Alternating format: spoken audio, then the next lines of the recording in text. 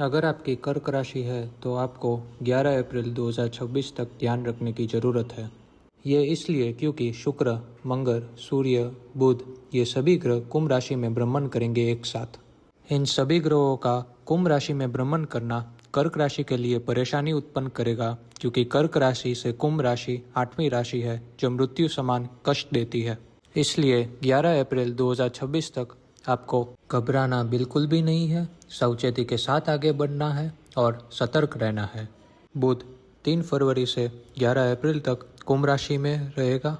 शुक्र 6 फरवरी से 2 मार्च तक कुंभ राशि में रहेगा। सूर्य 13 फरवरी से 15 मार्च तक कुंभ राशि में रहेगा और आखिर में मंगल 23 फरवरी से 2 अप्रैल तक कुंभ राशि में रहेगा। ये सभी ग्रह का धीरे धीरे कुंभ राशि में आना कर्क राशि के लिए मुसीबत और आपत्ति खड़ी कर सकता है। इसीलिए अगर आपकी कर्क राशि है तो उपाय के लिए रोज आपको नाश्ते का पैकेट लेकर अपने सर के ऊपर से क्लॉकवाइज डायरेक्शन में घुमाकर 10 वर्ष के कम उम्र के बच्चे और बच्ची को दान करना है।